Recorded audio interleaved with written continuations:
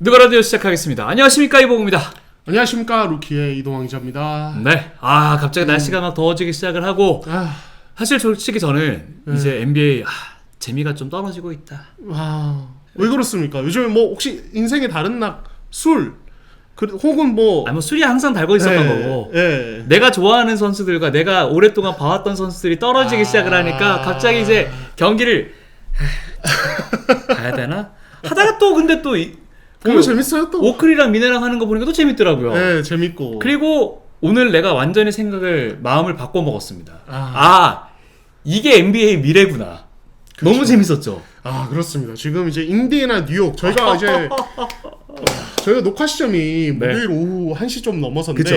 딱 이제 인디애나와 뉴욕의 이 동부 컴파 1차전 네, 보고 왔거든요. 네. 와, 진짜 역대급 게임이 나왔는데 오늘 그 얘기를 해야겠죠. 이따가 뭐 자세하게 한번 해보도록 하고, 동환 씨도 사실은 어찌 보면은 이쪽에서 고인물에 가까워지고 있잖아요. 네, 많이 고인물. 많이 보였잖아요. 네, 그러니까 인지도에 비해서 많이 고인물. 그래도 그 디스 인사이드 이런데 이동환이라고 제가 가끔 검색해 보거든요. 그래요? 안 나올 텐데 아무것도. 많이 나와요. 그래요? 한번 검색해 봐요. 그래요? 의외로 NBA 쪽보다 국내 농구 쪽에 이야기가 많이 올라오고. 국내 농구 쪽은 맞아요. 네. 얘기가 많이 나오죠. NBA는 별로 그래서 제 말은 NBA 쪽에서 인지도가 제가 별로 검색해 보니까 치중했어요. 너무 인지도 아직도 유망주더라고. 유망주. 아니 근데 그런 건 있어요. NBA에서 지금 잘 나가시는 아주 유명하신 선배들. 당장 이제 뭐 저희와 이제 이 콜라보를 하고 있는 느바비큐 영길 선배. 대단하신 혹은 이제 뭐 다른 방송에 이제 이 해설위원 하시는 선배님들. 그러니까 비교했을 때 제가 초코피님도 그렇고. 제가 진짜 젊은 피긴 해요. 사실 사실 실제로도 그러네. 네임드 선배님들에 비하면 젊은 피다. 유망주다. 아직 저는 이제 파릇파릇. 야, 진짜. 제가 이런 말하고 저 스스로 웃게 되는 날이 올 줄은 몰랐습니다. 그러니까요. 조금 슬픈데 하지만 뭐 요즘에 30대 중반이면 요즘 나이 뭐 6살 깎으라고 9살인가요? 곱하기 0.8이라고 그러잖아요. 0.8? 0.8? 그러면 저 이제 30대거든요. 그렇죠. 아마 그럴걸요. 그래서 화이팅 하겠습니다. 보모 씨도 아직 청춘입니다. 저도 아직 청춘이죠. 영화관 가면 그 광고 하거든요. 50대인데 곱하기 0.8을 해가지고 아기를 이렇게 앉는 장면이 나와요. 그거 보면은 저것이 나의 이야기일 수 있다. 그렇죠. 근데 봉호 씨는 이제 그런 식으로 뭐 이제 밈을 가지고 이렇게 계산하지 않아도 봉호 씨는 사실 겉보기에도 젊어 보이셔서 속이 썩어있잖아요. 매일 술과 일주일에 한두 번 무조건 폭주를 하는 게 버릇과, 하지만 그 폭주를 이겨내기 위해서 매일 이틀에 한 번씩은 무조건 또 PT를 받으니까 그러면 됐어요. 뭐 그렇게 또 갖고 가는 거죠. 저는 일주일에 한 번씩 폭식을 하지만 PT도 안 받거든요. 동환 씨는 근데 전국을 많이 돌아다니시니까. 그렇죠. 근데 이게 조금 뭐 오프닝 여담이 길어지는데 저는 이제 나이 먹으니까 옛날에는 취재하러 막 돌아다니는 거 좋았거든요. 이제 힘들지. 나이 먹으니까 버스 기차 타는 것도 에너지가 빠져요. 기다리는 게 진짜 힘든 거예요. 맞아요. 기다리고 타가지고 또 한참 가야 되고. 왜 또 이게 뭐 저 혼자 타고 있으면은 조용하고 뭐 쾌적하겠지만 그 북적이는 사람들 옆에 앉아가지고 또 몸도 크잖아요. 낑겨가지고 이렇게 가면서 막 부딪히고 이러면서 가는 게 너무 에너지가 진이 많이 빠져요. 지하철 탈 때 힘들겠다. 지하철 탈 때 힘들죠. 저는 그래서 요즘에 가능하면 이제 빨간 버스 타고 좀 넓고 푹신한 의자에 앉아서 오거나. 빨리 차를 사요. 여력 되잖아. 이제 사야죠. 이제 저도 늙어가나 봅니다. 필요합니다, 여러분. 자, 좋습니다. 저희와 함께 또 이런 재밌는 이야기 한번 쭉 하실 수 있도록 구독, 좋아요 많이 눌러주시기 바랍니다. 진짜 여러분들이 저희가 구독, 좋아요 눌러달라는 말씀을 드리니까 정말 많은 분들이 해주고 계신데 아직도 저희는 배고픕니다. Still hungry. 손흥민 선수도 드디어 우승컵 들어오셨듯이 긴 시간 정말 얼마나 힘들었습니까? 맞아요. 저희도 1만 트로피 딱 들어 올릴 수 있게 여러분들의 힘이 필요하다는 거. 그렇죠. 늦차. 자, 느바라디오 제발 구독 좀 부탁드립니다. 제발 구독 부탁드릴게요. 돈 안 들잖아요. 저희도 딱딱 하면 되잖아요. 저희도 애를 더 많이 쓰도록 하겠습니다. 좋습니다. 자, 이 공간은 뽀린러브와 함께 크브리 인생을 함께 진행을 하는 공간이고요. 마찬가지로 그 채널들을 여러분들의 큰 사랑 많이 주시기 바랍니다. 일단 주간 이슈, 오늘은 좀 내용들을 짧게 치고 한번 가볼까 해요. MVP가 발표가 됐습니다. 셰이 길적스 알렉산더. 첫 번째 표. 그러니까 1순위 표를 한 70표 이상을 받았더라고요. 그러니까요. 네. 네. 그냥 생각보다 무난하게 MVP 뽑혔고 또 마침 그 서부 결승 1차전을 네. 승리하고 이제 또 이제 발표가 돼서 뭐 이제 의미가 더 깊었던 것 같아요. 근데 예년에 비해서 MVP 발표 좀 늦었어요. 많이 늦었죠. 원래 같으면 2라운드 중에 네. 발표가 나는데 또 마침 이 셰이 길적스 알렉산더와 요키치의 맞대결이 있었고 뭐 이게 무슨 이유 때문인지 몰라도 아무튼 좀 미뤄졌습니다. 그것 때문에 네. 미뤄진 거 아닐까 싶어요. 그럴 수도 있죠. 예, 여러 가지 뭐 이제 그 배경은 뭐 사실은 이제 NBA만 알겠지만, 그렇죠. 네 아무튼 이로써 제가 알기로는 2018년인가요? 제임스 하든 이후로 비미국인 MVP가 계속해서. 예, 와 이것도 참 기록이에요. 맞아요. 네, 그렇습니다. 요키치가 이제 그러니까 첫 1순위표, 2순위표를 셰이랑 요키치랑 이제 같이 나눠서 가지고 결국에는 그래도 좀 점수로 보니까 압도적으로 셰이 길적스 알렉산더가 탔고 수상 소감도 좀 감동적이어서 많이 울더라고요. 네, 그러니까요. 셰이가 네. 또 참 뭐랄까 언더독이었잖아요. 사실은 드래프트 당시만 해도 평가가 뭐 그렇게 높은 선수는 아니었고 10몇 순위인가요? 네, 11순인가? 11순인가? 네, 네. 그랬던 걸로 기억을 하고 그리고 이제 클리퍼스에서 성장을 하다가 오클라호마 시티로 넘어온 건데 맞아요. 그때 가기 싫어했었거든요. 네, 그렇죠. 그 이제 전설의 트레이드, 폴 조지와의 트레이드. 네. 예, 폴 조지를 클리퍼스가 받고 그다음에 셰이 길적스 알렉산더와 이제 픽을 정말 어마어마한 그렇죠. 가발로 줬던 네. 그 트레이드가 이루어졌고 저는 이제 오클라호마 시티에 가서 처음에는 이제 크리스 폴이랑 데니 슈러더랑 이제 3가드 네. 이제 하면서 뛰었고 그 다음에 이제 오클라호마 시티가 리빌딩으로 자연스럽게 넘어가면서 좀 인내를 해야 되는 시간이 있었는데 그러니까 사실 이 시기를 본인이 좀 못 견디고 나 위닝 팀으로 가겠다 뭐 이런 식의 어떤 행동을 보였으면은 사실 본인에게는 뭐 당장 위닝 팀이 윙팀으로 가는 어떤 그런 이득이 있었겠지만 저는 오히려 이 셰이가 그 리빌딩 기간에 그냥 끈질기게 버티면서 자기를 좀 업그레이드한 게 되게 좀 좋은 효과가 있지 않았나라는 생각이 들어요. 그러니까 그런 선수죠. 맞아요. 네. 네. 그러니까 어떻게 보면은 당장 눈앞에 뭔가보다는 네. 좀 인내 있게 좀 뛸 줄 맞아요. 아는 선수인 것 같고 당장 뭐 저희가 조금 이따 얘기했지만 1차전에서도 전반에 야투 좋지 않았습니다만 네. 이 선수의 무브는 와, 못 맞겠다. 미네소타가 진짜 맥다니엘스가 아예 감당이 안 되더라고요. 저도 네. 파울 트러블 일찍 걸리는 거 보면서 얘는 파울 아니면 맞기 힘들겠구나. 물론 요즘에 차이에 그 파울 뜯는 거에 대한 이런저런 이야기가 나옵니다만 말이 많지만 저는 근데 개인적으로 이제 이 정도 급에 올라갔다. 그 정도의 안티가 생긴다는 거 급에 올라갔다는 걸 의미하는 것 같아요. 맞아요. 예, 논란은 있을 거고 네. 모든 팬들이 좋아하는 선수는 아니겠습니다만 뭐 어쨌든 MVP잖아요. 예. 이 세상에 요즘 같은 세상에 모든 사람이 좋아하는 선수가 있습니까? 없어졌어요. 그렇죠. 전 옛날에는 제가 여러분 뭐 아시겠지만 저 르브론 좋아하잖아요. 르브론이 클브를 일기 시절만 해도 안티가 없었어요. 맞아요, 맞아요. 근데 그 이후에 안티가 이렇게 해서 없는 선수가 있나? 요키치도 올해 안티가 생기는 많이 느낌이거든요. 플라핑하고 항의 액션 항의하는 가해지고 거나. 뭐 이제 돈치지 조타도 이제 항의 많이 한다고. 살찌고 느려지는 걸로 네. 또 항의하는 걸로 그쵸. 이미지가 안 좋고 엔비드는 뭐 말할 것도 없고 예. 아, 그러니까 커리? 커리도 안티는 있죠. 있긴 있지. 예. 네. 그러니까 근데 그런 사람들을 어디나 조롱하는 사람은 있다. 예. 이 정도는 아니었거든요. 예. 여러분 진짜 세상이 나 너무 힘들어. 그렇죠. 어딘가는 또 저희 누바 라디오도 조롱하는 사람이 있겠죠. 있죠. 최근에 네. 댓글 동아나 뭐 이렇게 못 맞추니. 예. 아, 그렇죠. 봤습니다. 아니, 동아리 예. 다 보니까 댓글.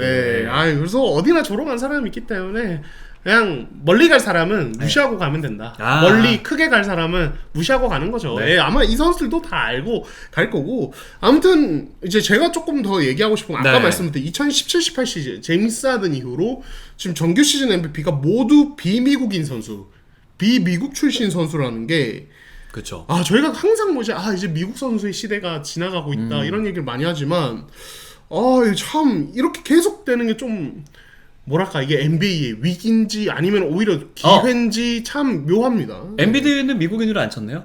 그러니까 출신. 아, 출신. 네, 엔비드는 사실 뭐 지금이야 국적을 이제 프랑스에서 미국으로. 2번 바꾸면서 네, 2번 바꾸면서 욕 많이 먹었지 뭐. 미국인으로서 금메달을 땄지만 어쨌든 이 선수는 카메룬 출신의 이제 비미국인 선수였으니까. 그렇죠. 그러니까 이게 앞으로 미국인 MVP가 언제 나올까? 나올 것 같아요. 오늘 하는 거 보니까. 오늘 하는 거 보니까 네. 할리버튼 할리버튼도 가능성이 있고 네. 앤트맨도 물론 어제는 그 강력한 수비에 좀 막히긴 했지만 가능성이 있어 보이고 그렇죠. 그리고 쿠퍼 플래그도 사실은 노려볼 만하지 않을까. 얼마나 성장할지 모르겠지만. 그러니까요. 네. 예, 쿠퍼 플래그나. 그러니까 저는 뭐 그런 생각은 사실 안 갖고 있어요. 뭐 백인이 자리야 뜨고 요즘 같은 시대 백인이 에이, 자리야 뜨고 그죠. 아니면 미국인이 자리야 뜨고 네. 그런 시대는 아니라고 이미 생각하거든요. 지났죠. 예. 예, 지금은 오히려 다른 인종 스타에 대한 그런 관심이 더 많기도 하고 요즘 같은 시대는 그리고 뭐 미국인 아니라고 해서 아예 싫어해 뭐 이런 사람들이 아니죠. 그런 식으로 바라보질 않아요. 아담 실버가 왜 네. 자꾸 확장을 하겠어요. 그러니까요. 네. 예, 그런 시대긴 한데 또 한편으로는 이 밸런스가 또 너무 무너져도 네. 그래도 재미는 없다. 뭔가 왜냐면 장기적으로 뭐 올림픽이나 국가대표 생각해도 그죠. 피바 게임 생각해도 그래서 또 미국인 스타가 너무 또 이제 힘이 빠지니까 아 미국인 스타도 하나 나왔으면 좋겠다. 그 바로 밑에 지금 요 찰랑찰랑하게 딱 걸쳐 있는 게 테이텀인데 테이텀 부상을 당해버려서. 그러니까 다음 시즌 네. 사실 테이텀도 최근 한 2, 3년 보면 MVP 후보 항상 계속 올라갔죠. 거론이 되는 선수인데 다음 시즌은 뭐 거의 못 볼 것이 유력하고. 와, 근데 진짜 없네. 예, 그러니까요. 네. 그러니까 저는 계속 그래서 네네. 약간 거의 뭐 반복적으로 말하는 게 네. 자모란트랑 자이언 윌리엄슨이 터졌어야 됐어요. 맞아요. 그 두 명이 동시에 이렇게 이도저도 아닌 약간 상황이 돼버린 게 되게 크지 않나. 물론 자모란트는 건강하기만 하면 그래도 언제든지 뭔가 좀 올라갈 수 있을 것 같긴 한데 네. 뭐 그건 봐야 될 것 같고 제가 보기에는 봉호 씨가 언급한 앤트맨 네. 예, 앤서니 에드워즈 정도? 할리버튼? 근데 할리버튼은 MVP 받기는 조금 애매하죠. 힘들 것 아니 같아요. 근데 만약에 저는 네. 오늘 할리버튼 보면서 무슨 생각을 했냐면 제가 지난번에 느바비께서 얘기했었나? 얘는 매직 존슨 같은 느낌이 막 싹 드는 때가 있어요. 물론 플레이 스타일이 아예 똑같다는 게 아니라 장신의 포인트 가드로서 게임을 조율하고 돌파도 가능하죠. 슈팅도 가능하죠. 다양한 무브들까지 선보일 수 있는 바로 그런 선수란 말이에요. 그래서 매직 존슨 같이 팀을 한 번만 딱 캐리해 줄 수 있으면 근데 지금 캐리하고 있잖아요. 그렇죠. 와, 아 충분히 가능성 있겠다 생각 들어요. 예, 아니 오늘도 이따 얘기했지만 연장에서 그 클러치 상황에서 네마드 컷하는 거 봐주는 거 보고 진짜 깜짝 놀랐어요. 최근 글래본이 우와. 핸들러 타입의 이 스타 플레이어 중에 가장 비이기적인 선수가 아닌가. 눈이 진짜 여러 군데 다 있나 봐. 아 진짜 시야가 좋아요. 네. 뭐 아무튼 그래서 MVP 레이스는 이렇게 마무리됐다 이렇게 말씀드리겠습니다. 자 다음 이슈입니다. 필라델피아 세븐티식서스가 3픽과 폴 조지를 가지고 듀란트 혹은 마카넨을 노린다라는 또 루머들이 나오고 있어요. 그렇죠. 지금 이게 현실성이 얼마나 있나. 사실 이제 저희가 네. 드래프트 추첨식에 대해서 지난주에 다뤘습니다만 1픽 댈러스만큼이나 환호한 게 2픽 샌안토니오와 3픽 필라델피아 아니겠습니까? 아, 그렇죠. 예, 저희가 뭐 샌안토니오 상황은 지난주에도 많이 네. 얘기했고 자 필라델피아 같은 경우에 이 3픽으로 뭘 할까 근데 지금 필라델피아는 여전히 윈나우예요 사실은. 그럴 수밖에 없죠. 그렇죠. 네. 예, 그러니까 뭐 맥시, 폴 조지, 엠비드에게 당장 다음 시즌에 셋 연봉을 합치면 1억 4천만 달러가 넘거든요. 세 명만. 예. 근데 엠비드는 언제 돌아올지 모르죠. 뭐 이제 이런 복잡한 상황. 폴 조지는 계약 첫 시즌부터 먹튀 같은 느낌을 주고 있는데 예. 이런 상황에서 자 필라델피아가 자 3픽이에요 3픽. 네. 제가 봤을 때 한 2픽 먹었으면은 예를 들어 딜런 하퍼를 지명해요. 그러면은 뭐 맥시랑 겹치긴 하겠지만 뭔가 즉시 전력으로 쓸 텐데 3픽이 에이스 베일리 데리고 올거든요. 예. 근데 에이스 베일리가 좀 프로젝트 그래서. 형이에요. 예. 베일리가 단점도 있고 그래가지고 막 당장 물론 쓰임새 좋겠죠. 쓰임새 좋은데 당장 뭔가 팀을 뭔가 바꿔놓을 수 있을지는 봐야 되거든요. 와, 그러면 진짜로 이거 가지고 트레이드 하겠는데요? 예, 그래서 네. 그런 얘기가 나오는 것 같아요. 예, 사실 댈러스에 쿠퍼 플래그 오는 것처럼 예. 필라델피아도 쿠퍼 플래그 뽑으면 아무것도 안 하고 맞아요. 뭐 딜런 하퍼도 아까 네, 말씀드렸습니다만 저는 에이스 베일리는 조금 봐야 되는 선수다. 그러니까 윈나우를 필요한 선수, 윈나우를 위에 필요한 선수는 아니다. 예, 에이스 베일리는 버스트 위험도 살짝 있어요. 무슨 예. 얘기인지 알아요. 우리 포틀랜드 갔던 그 친구 이름 뭐죠? 포틀랜드 갔던? 네, 신인 중에 엄청 제가 기대했었던 스콧 앤더슨. 개같이 될 것 같아요. 잘못하면. 개같이? 아니 그런 그 친구 같이 야이 야이 걔처럼 될 것 같다는 생각이 제가 엄청 기대했거든요. 이픽이잖아. 저도 기대 진짜 많이 했어요. 네. 그러니까 아무리 대학 무대에서 이 몸 좋은 어떤 운동력과 네. 몸을 가지고 기대를 모아도 막상 오면은 진짜 이도저도 아닌 케이스가 맞아요. 되는 게 많거든요. 네. 뭐 스코데너스는 대학 나온 쪽은 아니 G리그 이그나이트 출신으로 알고 있고 그리고 사실 비슷한 케이스가 조나단 쿱인가 엠마뉴엘 네. 아니다. 엠마뉴엘 무디에이 옛날에 네. 뭐 그 친구는 이제 중국 리그 있다 네. 오긴 했는데 그러니까 이 좋은 운동력을 가지고 있어도 NBA 레벨의 운동력을 가지고 있어도 또 NBA에서 성공하는 건 좀 다르거든요. 그런가 사실은. 봐요. 예, 그래서 에이스 베일리가 좀 그런 리스크가 있다. 그런 상황에서 필라델피아는 당장 윈나우를 원하는 팀이고 그래서 뭔가 무브를 가져가려고 하는 게 아닌가라는 생각이 듭니다. 근데 이제 뭐 충분히 가능성이 현재선 있네요. 현재선 얘기가 여러 개가 나오고 있어요. 그러니까 필라델피아 그렇게 할 거다. 그래서 3픽에 폴 조지 묶어가지고 피닉스랑 딜할 거다. 이런 얘기도 있고 또 다른 데서는 필라델피아는 굳이 딜은 안 할 거다. 뭐 이제 이런 이야기도 있어요. 그래서 지켜봐야 됩니다. 근데 솔직히 말해서 근데 지금 필라델피아가 폴 조지를 듀란트로 바꾸면 우승할까요? 아니요. 네, 저도요. 힘들다고 봐요. 네. 저는 그래서 여기서 만약에 트레이드를 한다, 진짜로 그런 식의 트레이드, 전 필라델피아가 진짜 미래까지 말아먹는 진짜 위험한 어떤 선택을 하는 거라고 봐요. 그래서 이런 얘기 나오잖아요. 맥시 그리고 맥케인 부상에서 돌아와서 잘 커주고 그리고 퀸튼 그라임스가 가능성을 계속 보여줬단 말이죠.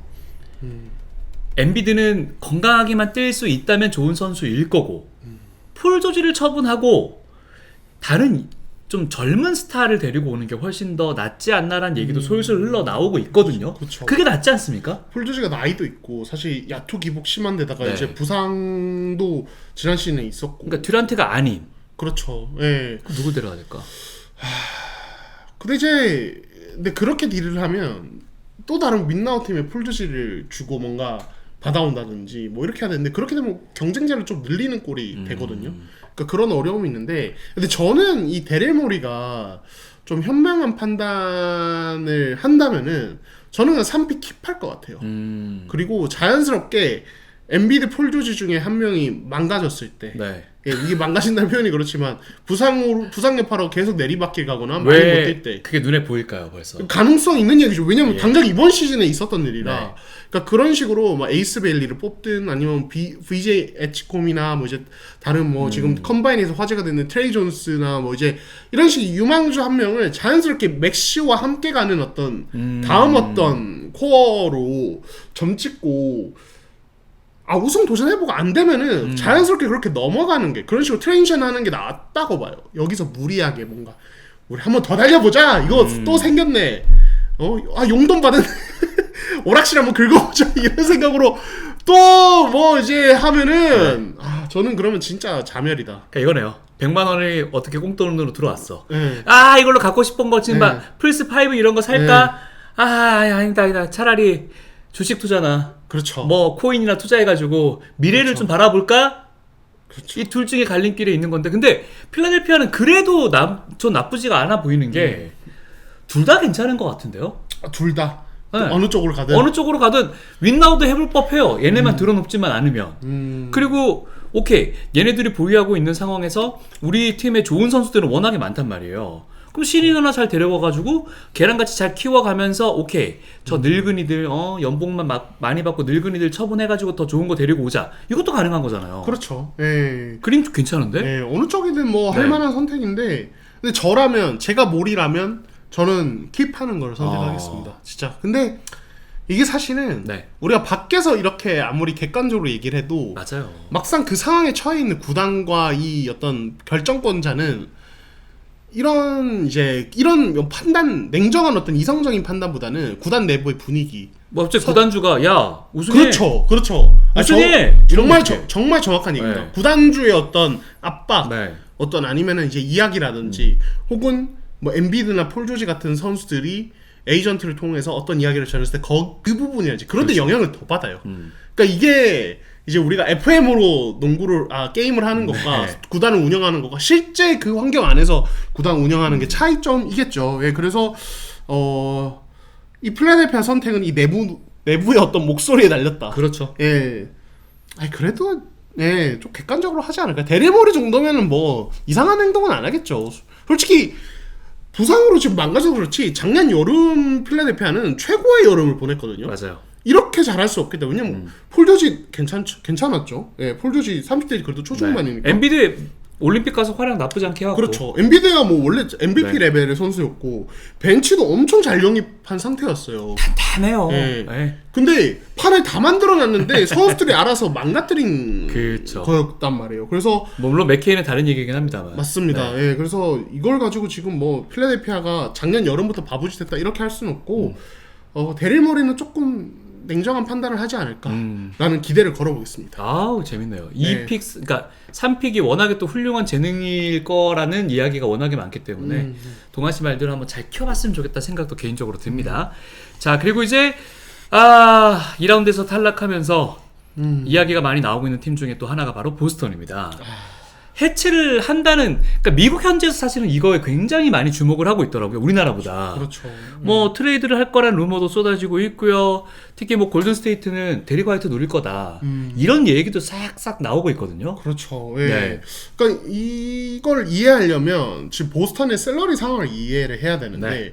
그러니까 지난 시즌에 우승을 하고 그 우승 로스터를 거의 대부분 유지했어요. 맞아요. 끝자락에 있는 선수 뭐 소수 바뀐 거 말고 네. 거의 그대로 다 네. 유지를 시켜놨는데, 근데 이제 문제는 지금 NBA의 이 에이프런 제도를 감안하면은 뭐 사치세 제도도 감안해야겠습니다만 이 로스터를 유지하기가 힘들어요. 와 예. 장난 아니네. 예, 정말 힘들어요. 예.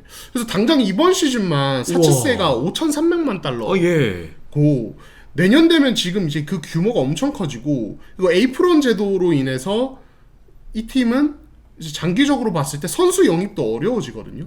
그러니까 샐러리를 결국에는 이제 정리해야 될 시점은 오게 돼 있는데 네. 대부분의 이제 현지 매체에서는 어떻게 봤냐면 이번 시즌을 리핏 도전하고 아마 결과와 상관없이 보스턴은 이제 이 우승 로스터를 어느 정도는 해체를 시킬 거다. 네. 그러니까 테이텀 브라운 정도 유지하고 나머지는 어떻게 될지 모른다라고 바라봤던 거죠. 근데 자 리핏 실패했고 다음 시즌도 테이텀이 지금 사실은 시즌 말미는 돼야 빨라도 정말 빨라도. 예, 뭐 아니면 1월, 2월 뭐 이런 네. 얘기 나오는데 사실 현실성은 그렇게 없다고 저도 봐요. 그렇게 봐요. 왜냐면은 테이텀이 그렇게 돌아오면은 네. 뛸 수는 있을 텐데 네.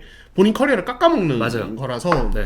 그러면은 다음 시즌까지도 우승이 힘들다는 건데 보스턴이 이번 시즌에 내게 되는 그 어마어마한 사치세를 거의 그대로 유지하면서 심지어 내년엔 더 늘어나요. 왜냐하면 연속으로 사치세를 내는 거기 때문에 그러면 배로 늘어납니다. 네. 사치세가. 그러니까 이걸 유지하냐 이 로스터를 어렵다는 거죠. 그쵸. 그래서 지금 얘기가 나오고 있고 자 그렇게 되면 주루 할러데이, 포르징기스, 데릭 화이트 네. 세 명 다 트레이드 가능 자원으로 분류가 되고 그렇게 되면은 이 팀에서 이 선수 노려볼 만한데 이런 식으로 자꾸 루머가 나오는 거예요. 네. 막 그 미국 쪽에 있는 이 이제 팟캐스트 방송하는 이제 언론인들이 막 이렇게 이렇게 하면 좋을 것 같아, 이렇게 하면 좋을 것 같아, 골든 스테이트가 뭐 데릭 화이트 노리면 재밌을 것 같아 이런 식으로 자꾸 얘기를 하게 되면서 막 루머가 나오는 건데 뭐 실제로 이 보스턴 쪽에 이제 뭐 취재를 하는 비트라이터들 쪽에서 나온 얘기는 없어요. 네. 다 그냥 밖에서 그냥 이제 그거죠. 우리가 마치 지금 태평양 건너에서 보스턴은 주루 할러데이를 트레이드하면은 이렇게 될 거예요. 이렇게 그냥 뇌피셜로 얘기하는 수준의 이야기들이 미국에서도 아직은 나오고 있는 거고. 네, 네. 다만 그 트레이드의 구체적인 구상은 이제 그들조차도 뇌피셜이지만 네. 보스턴이 현실적으로 다가오는 여름에 뭔가를 해야 되는 것은 분명하다. 와. 예. 이런 생각은 들어요. 이거 내년에 확 올라가는데요? 그렇죠. 세금이? 한번 봉우 씨가 조금 얘기해 보시겠어요? 네. 이게 24, 25에서 25, 26이 뭐 지금 단순하게 산술적으로만 쳐도 거의 4배 이상이 이렇게 증가한다는 뭐 그렇죠. 그림이 나오거든요. 그렇죠. 예. 그 정도면 여러분 이거 구단 운영하는 입장에서는 아무리 명문 구단이고 빅마켓이고 해도 부담이 있을 수밖에 없는 게 일단 또 아까 동아 씨 얘기한 대로 테이텀을 볼 수가 없단 말이죠. 그렇다면 팀에서 거의 3분의 1 정도의 연봉을 받아가는 선수가 못 나온다는 건 일단 내년은 우승팀으로 가기에는 힘들다는 판단이 설 거고 그러면 진짜 깰 건데 그럼 누구를 정리해야 돼요? 진짜? 테이텀 브라운 놔두고 다 정리를 하면은 지금 포르징기스가 그래도 아닌데 네. 모르겠다. 진짜 저는 할러데이, 화이트, 포르징기스 다 가능하다고 봐요. 포르징기스는 무조건 해야 될 것 같고 네. 왜냐면 저는 이번 시즌 네. 보면서 느낀 건데 이 선수는 이제 건강하지 않다 디폴트가 돼버린 것 같아요. 예, 잔부상도 많고 뭐 이래가지고 사실 뭐 본인은 억울한 게 있겠죠. 하지만 그게 현실이고, 그러니까 보스턴이 이번 시즌 리핏을 위해서 이제 킵했지만 이제는 좀 과감하게 버릴 때가 왔다. 근데 이제 그렇게 되면 빅맨진은 고민이 생기는데 네. 이제 노장 아로포드만 있는 거잖아요. 여러분 후포드가 38이에요. 네. 물론 아로포드가 시즌 끝나고 인터뷰에서 아직 은퇴를 뭐 논의하거나 이런 건 없다라고 뛸 수는 있겠지. 얘기했지만 어쨌든 호포드를 그렇다고 해서 막 35분씩 쓸 수는 없는 거잖아요 지금. 그래서 그 부분은 고민일 것이죠. 근데 보스턴 어차피 내년에 테이텀 없으면 동부 플레이오프 뭐 5위 6위 아무리 잘 만들어도 이 정도가 한계일 텐데 뭐 빅맨집 뭐 이제 유지하려고 포르징기스 킵하는 게 의미가 있나? 예, 주랄로데이도 나이가 많고. 그래서 저는 이제 만약에 보스턴이 여유가 있다면 화이트 정도까지는 괜찮은데 킵해도 괜찮은데 포르징기스랑 주루 정도는 정리하고 뭔가 새 그림을 이제 그리는 게 낫지 않나라는 생각을 합니다. 브라운, 테이텀, 데릭 화이트가 만약에 내년에 뛴다 그러면 1억 3천만 달러예요. 이 셋만. 그러니까요. 사실 쉽지 않습니다. 사실 뭐 테이텀이 이제 5천만 달러 넘게 받으니 다음 시즌에 그쵸. 사실 테이텀이나 브라운이 둘 다 5,300만 달러, 5,400만 달러예요. 사실 데릭 화이트는 싸요. 네. 그러니까 해주는 능력에 비해서는 저렴하다고 봐야죠. 그렇게 막 비싼 건 아닌데 포르징기스는 자꾸 아프고, 할러데이는 나이가 많고 그래가지고 그리고 너무 할러데이가 이제 반쪽짜리가 더 명확해지고 있어서 저는 이제 말씀 정말 잘해주셨다는 생각이 드는 게 저 이번 시즌 화이트 보면서 폼 떨어진 게 느껴졌어요. 좀 수비나 이런 데서 주루 할러데이. 죄송합니다. 주루 할러데이 보면서 조금 수비에서 폼이 좀 떨어졌구나. 근데 그 반쪽짜리잖아요. 공격이 없잖아요. 그렇죠. 심지어 공격에서도 이제 뭐 사실 할러데이는 슛이나 이런 2대2 게임 이런 거 다 가능한 선수인데 이제 나이가 들어서인지 수비의 퍼포먼스 떨어지고 공격에서도 좀 이게 존재감이 사라져서 저 그런 생각 들더라고요. 예전에 PJ 타커 보면서 이 선수가 수비 못하는 날이 올까 했는데 진짜 오더라고요. 왔죠. 주루 할러데이도 이제 이제 기우는 시점이 오는 것 같아요. 그래서 저는 보스턴이 결단을 낼 때가 왔다. 그런 생각이 듭니다. 하지만 주루는 너무 비싸다. 네, 그렇죠. 자, 좋습니다. 다음 이야기를 한번 넘어가 보면 요키치가 아주 또 의미심장한 이야기를 했습니다. 저는 처음에 이거를 그 NBA 매니아에서 보고요. 요키치가 이런 말을 했다고? 하고 들어갔더니 요키치가 한 말이 맞아요. 이 로스터 우승 못해. 요키치가 이 얘기를 했고, 그럼 이제 어떻게 되느냐? 덴버의 미래가 어떻게 될지가 너무 이제 그려지지 않고 막 오리무중으로 가는 거예요. 왜? 처분해야 될 선수는 너무나 많고 그 선수의 단점은 모든 팀들이 다 알고 있을 거고 과연 어떻게 요키치의 입맛을 맞춰줄 수 있을까? 그러니까요. 덴버가 근데 이제 새삼 이제 지금 샐러리 구조를 보면은 켈빈 부스 단장이 진짜 똥 싸놨어요, 진짜로. 죄송합니다, 좀 더러운 얘기해서. 아니 맞아요. 다 알지 뭐. 그러니까 자말 머레이부터 얘기를 하죠. 네. 자말 머레이 그래도 플레이오프 잘한다 이렇게 말씀드렸지만, 자 다음 시즌부터 이 연장 계약이 4년짜리가 적용이 되는데. 우와, 4,600만 달러. 네, 4,600만, 5,000만, 5,300만, 5,700만 4년 동안. 자 여러분, 올 NBA에 한 번도 못 들어간 선수입니다, 자말 머레이. 네, 그리고 지금 마이클 포터 주니어 2년 남았는데 3,800만, 4,000만. 자, 에런 고든 29세 지금 이제 프라임 타임인데. 자, 에런 고든은 까지 맙시다. 에런 고든은 그래서 에런 고든은 까지 맙시다. 그러니까 이게 지금 이 4명이 너무 먹으니까 샐러리를 솔직히 로스터를 뭐 어떻게 하기가 좀 힘들어요. 거기다가 또 하나가 더 왔죠. 크리스찬 브라운한테 30밀을 쓰겠다라는 이야기가 나오고 있습니다. 지금 분위기대로라면. 근데 저 크리스찬 브라운 좋아하거든요. 좋은 3&D예요. 좋은 3&D고 참 잘 맞는데 덴버에. 이번에 성장도 많이 했고. 근데 크리스찬 브라운이 장기적으로 봤을 때 요키치와 함께 팀을 이끌어갈 어떤 핵심 중에 하나가 될 수 있을까요? 아니요. 그냥 롤플레이예요 사실은. 네, 네. 예, 수비 열심히 하고 예. 그냥 찬스 나면 3점 꽂고 리바운드 열심히 하고 그런 선수예요. 솔직히 요키치 아니면 이 정도로 빛이 안 나는 선수예요. 네. 이 선수의 좋은 어떤 컷인이나 이런 것들 솔직히 요키치가 다 살려주는 거잖아요. 예, 캐치앤슛이나 이런 거. 물론 수비에서는 요키치가 못하는 부분들을 좀 도와주긴 합니다만. 예. 근데 그렇다고 저는 수비에서 열심히 해요. 근데 뭐 엄청 압도적인 선수도 아니에요. 네. 그래서 솔직히 이제 그냥 또 FM 놀이 하듯이 얘기를 하면은 요키치 빼고 다 팔아 제끼고 정리하는 것도 괜찮아 보이거든요. 이게 맞죠. 예. 근데 자 현실로 돌아오면 네. 현실로 돌아오면 자, 돌아왔어요. 자 그렇게 했을 때 네. 요키치는 과연 인내할 수 있을 것인가? 자 29살입니다. 이제 프라임 타임 길면 5년. 네. 덴버가 요키치 콜라 줄게. 니콜라 줄게.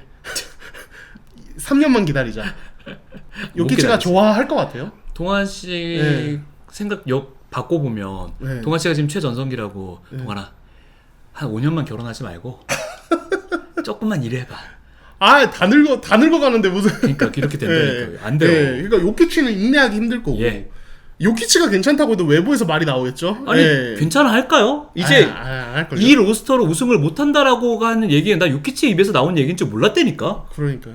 근데 저는 그런 생각 들긴 해요. 네. 그 요키치의 인터뷰는 지금 뭐 로스터를 저격하려고 한 말이 아니라 그냥 좀 객관적으로 봤다. 그러니까 그런 얘기였어요. 에런 고든이 7차전 때 햄스트링 부상 있었잖아요. 그래서 이제 기자가 그렇게 물었어요. 지금 현재 이 멤버가 다시 정상적으로 힘을 합치고 다시 경기를 하면은 우승할 수 있을 것 같냐고 했을 때, 오늘 또 졌는데 뭐 힘들겠죠. 뭐 이렇게 그냥 그렇게 얘기를 한 거예요. 요키치는 근데 원래 그렇게 얘기하는 선수가 아니잖아요. 근데 좀 약간 냉소적인 스타일이긴 하죠. 거기서 우리 할 수 있습니다. 막 이런 만반 멘탈리티 있는 스타일의 선수가 아니라 아니면 아닌 거죠. 뭐 이렇게 얘기하는 스타일이라. 오케이. 그래서 저는 이거를 무슨 덴버 로스터를 비판한 거라고 보진 않는데, 근데 그거랑 별개로 요키치에게 우리 다 팔아졌기 때문에 좀만 기다려라. 너를 위해서 우리가 로스터를 만들어 보겠다. 우리가 리빌딩 해보겠다. 이럴 수는 없단 말이에요. 그래서 덴버는 딜레마다. 자 그러면은 요키치의 어떤 마음을 여전히 붙들어 두기 위해서라도 자말 머레이와 에런 고든은 유지를 해야 되고, 마이클 포터 주니어는 지금 폼으로는 팔기가 힘들고. 그러면 이 내면 그냥 그대로 가는 거예요. 와 이러면 진짜 뭐 누굴 데려와요? 못 데려오죠. 그러니까 아예 신인들 가지고 또 해야 되는데 그러면 또 불만들 생길 거고요. 그러니까요. 지금 뭐 크리스찬 브라운까지 만약에 연장 계약을 해버리면 2년 뒤에는 샐러리가 진짜 폭발하고. 웨스트브룩은 어떻게 될까요? 웨스트브룩은 나가지 않을까요? 왜냐면은 사실 웨스트브룩이 와서 분위기 좋았던 게, 좋을 때 보면은 마이클 말론 감독이랑 사이가 진짜 좋았거든요. 마이클 말론 감독은 웨스트브룩을 많이 띄워주고, 사실 그 뒷면에는 그 이면에는 그 단장과의 이 파워 싸움 때문에 일부러 웨스트브룩을 막 띄워주면서 쓰려고 했던 그런 것도 있었다고 이제 나중에는 이제 이야기가 나왔습니다만, 어쨌든 웨스트브룩은 솔직히 본인을 그렇게 지지해주던 어떤 의도 간에 그런 감독이 이미 잘렸고 이런 상태에서 굳이 덴버에 남으려고 할까? 아무리 요키치가 좋아도. 덴버 선수들이 웨스트브룩 믿을까요? 저는 안 그럴 것 같은데 이제. 그래도 이게 또 후광도 있고 그런가요? 과거 영광도 있는 선수고 또 젊은 선수들이 별로 안 좋아한다고 하잖아요. 그 얘기가 있긴 했죠. 전 그 기사 보고 좀 충격 먹긴 했거든요. 그렇죠. 사람 몰라요, 그죠? 아무튼 그래서 웨스트브룩 어디 갈지도 좀 궁금하고, 아무튼 덴버는 좀 고비예요, 사실. 여기서 뭐 못하면은 1, 2년 그냥 후딱 가는 거고. 그럼 요키치 우승 추가 못하고 이제 이러면은 이제 요키치에 대한 평가도 우승 한 번밖에 못한. 이번에 떨어지고 난 다음에 바로 또 그냥 막 잘할 때는 막 탑 10 안에 들 것 같다 막 이런 얘기 쫙 올라오다가 바로 그냥 형편없네요. 그러니까 혼자 캐리 못하네요. 또 이런 얘기가 나와버리니. 아까워요. 진짜 요키치 같은 선수가 인저리 프론들과 전성기 마포주 자말 머레이 밉습니다. 너무 미울 수밖에 없죠. 27, 26이기 때문에 나이가 워낙에 젊고, 그래서 사실 우승 멤버들이고 해서 이렇게 높은 연봉을 주게 된 건데 결국에는 발목을 이렇게 잡아버리고, 특히 자말 머레이는 27밖에 안 됐는데 물론 플레이오프 때 잘하는 모습도 보이긴 했습니다만 결과적으로 마지막 중요한 그 시리즈에서 활약을 제대로 해내지 못하면서 결국 졌고 그렇죠. 마이클 포터 주니어는 정말 형편없이 음. 끝내버렸기 때문에 그렇죠. 고민이 많이 깊어질 것 같습니다. 저는 이거는 뭐 누굴 데려와야 된다라고 말은 못하는 상황이어서 쉽지 않네요. 네, 그렇죠. 네. 그래서 모르겠어요. 덴버에 어떤 단장이 올지 일단 봐야겠죠. 그 단장은 수완에 좀 달린 거긴 한데 또 지켜보죠. 저희가 앞으로 이제 변화가 예상이 되는데 그 변화에 맞춰서 또 저희가 방송에서 한번 얘기하면서 덴버 상황 한번 좀 분석해보도록 하겠습니다. 하나만 더 여쭤볼게요. 요키치는 팀을 떠날 것 같습니까? 남아있을 것 같습니까? 우리가 아는 요키치라면 남아있을 것 같은데. 네, 저는 일단 요키치의 1옵션은 첫 번째 옵션은 덴버 구단에 전력 보강을 요청하는 거일 것 같아요. 네, 사실 그거는 르브론 제임스조차도 그랬어요. 처음에는 굳이 본인이 떠나는 것보다는 구단이 뭔가 잘해서 나를 도와주는 걸 원하거든요. 그쵸. 내가 팀 떠나는 건 되게 의외로 리스크가 큰 선택이에요. 맞아요. 되게 실제로도 보강해줬고요. 클리블랜드 그때 1기 때도. 맞아요. 그리고 내가 아무리 뛰어난 선수라도 이적해서 우승한다는 건 그게 막 진짜 대단한 슈퍼팀이더라도 부담되는 일이에요. 왜냐면 가는 순간 나 우승할 거야 선언하고 가는 건데 맞아요. 일단은 기존에 있던 팀 팬들을 등지게 되죠. 첫 번째로. 두 번째는 사실은 아무리 막 빅3 슈퍼팀 만들어도 조직력을 맞추는 게 쉽지는 않아요. 그렇죠. 전 사실 그래서 막 그런 얘기 있잖아요. 르브론은 우승 찾아서 떠난 철새다. 맞는 비판이에요. 합당한 비판이라고 생각해요. 실제로 그랬고. 근데 좀 다르게 봤을 때는 그렇다고 해도 빅3 만들어서 1, 2년 안에 우승하는 거는 되게 난이도 높은 일이에요. 저는 그래서 2008년 보스턴을 상당히 높게 생각한다니까요. 맞아요. 네. 전 2008년 보스턴 높게 평가하고 여러분 보세요. 자, 그동안 슈퍼팀 만든 사례 중에 르브론처럼 1년 안에 바로바로 우승한 사례가 르브론 외에 별로 없을걸요? 브루클린 실패했고 브루클린 실패했고 이번 피닉스 실패했고 그렇죠. 또 어디 있었을까요? 그러니까 그 브루클린 2번 실패했죠. 2번 실패했죠. 뭐 그건 사실 뭐 슈퍼팀이라고 하긴 그렇지만은 그러니까 처음에는 슈퍼팀은 아니었지만 하든이랑 어빙이랑 듀란트 만났을 때 슈퍼팀이었죠. 그렇죠. 그거 완전 실패했고. 그것도 실패했고. 그러니까 해체되기 오히려 쉽죠. 왜냐면 우승을 위해서 모인 약간 뭐랄까 뭐 우승 청구자 용병부대이기 그렇죠. 때문에 용병부대라고 하면 맞겠다. 자기 이득을 원해서 모인 용병부대이기 때문에 생각보다 끈끈하지도 않고 그리고 샐러리도 금방 폭발하기 때문에 맞아요. 성과가 바로 안 나오면은 해체되기 쉬워요. 그래서 어떤 면에서 르브론의 그 약간 마이애미 이 잦은 이적과 우승은 다르게 보면 좀 또 높게 평가할 부분도 있다는 생각이 들어요. 이 약간 두 가지 측면이 존재하는 거죠. 아무튼 그래서 요키치가 저는 바로 뭐 어디 가겠다 뭐 이렇게 할 것 같지는 않고 일단 팀에 전력 보강을 요청할 거다. 제 생각에는. 뭐 실제로 그렇게 해서 우승한 야니스의 사례도 있고. 그러니까요. 그리고 덴버가 그래도 좋은 점 뭐냐면 뭐 요키치 본인이 잘하는 것도 있지만 이 4명 아까 말씀드린 4명이 호흡을 너무 오래 맞춰왔고 그쵸. 크리스찬 브라운도 계속 호흡을 맞춰왔던 멤버라 이 조직력이 너무 좋아요. 이거는 진짜 인정을 해야 돼요. 사실 진짜로. 그래서 저는 1라운드, 2라운드까지 그렇게 7차전을 갔던 이유라고 생각해요. 맞아요. 그러니까 감독 대행, 어린 감독 대행을 데리고 이렇게까지 왔다? 사실 이거는 덴버가 그동안 쌓아온 이 케미스트리가 굉장히 좋기 때문에 가능한 일이고 그래서 요키치 입장에서도 이거를 막 무너뜨리면서 내가 좀 부담을 안으면서까지 어디로 가고 싶어 하진 않을 것 같다. 바로 처음부터. 근데 만약에 덴버가 거기에 대해서 응답을 제대로 못 해준다. 요키치의 요청에 대해서. 그러면 이제 요키치가 안 되겠네. 그럴 수 있죠. 최후의 선택을 해야겠네. 이러면서 이제 트레이드 해주세요. 이렇게 할 수 있겠죠. 맞습니다. 지금 사실 야니스가 그 길을 걷고 있어요. 그쵸. 본인이 이적하기보다는 미러키 구단에 전력 보강을 요청했고 릴라드를 데려왔고 근데 릴라드는 그 전으로 한 번 더 가야죠. 아팠고 드루를 데리고 왔고 그래서 결국 우승을 잘 했고 그 다음에 또 뭔가 누수가 되는 상황에서 또 한 번 요청을 했고 릴라드를 데리고 왔는데 그게 실패가 됐고 그렇죠. 그럼 이제 남은 길은 뭐다? 이적이죠. 이적이죠. 그래서 야니스의 길을 요키치가 걷게 될지 심지어 야니스조차도 지금은 이렇게 일단 한 번 더 전력 보강을 요청하는 뭐 스탠스를 보이고 있다는 얘기도 있는데 아무튼 요키치의 미래는 좀 두고 봐야 될 것 같습니다. 덴버의 프론트는 상당히 머리가 아파지겠네요. 그렇죠. 네. 몇 개 없는 패를 가지고 정말 막 쥐어 짜가지고 얘를 쪼개서 막 쟤네들 데리고 와야 되는 거야? 뭐 잘 데리고 가지고 우승하면 최고고 그렇죠. 못하면 요키치는 나갈 거고. 근데 사실 네. 이런 이제 악성 계약들, 자말 머레이나 마이클 포터 주니어 예. 이런 악성 계약들을 처리하려면 두 가지 중에 하나는 필요합니다. 하나, 이 악성 계약들의 폼이 갑자기 확 올라온다.